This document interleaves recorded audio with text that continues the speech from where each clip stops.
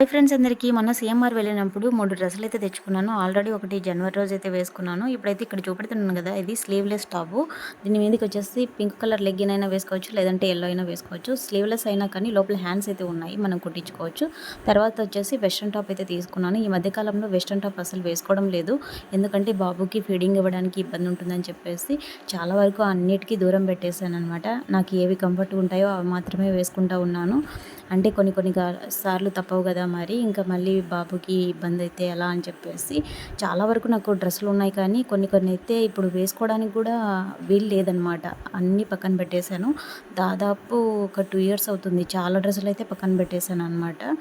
ఇంకా బాబు పాలు మర్చిపోయిన తర్వాత అయితే నెక్స్ట్ అవన్నీ యూజ్ అవుతాయి, లేదంటే ఇంక అంతవరకు అలాగా పక్కన పెట్టాల్సిందే.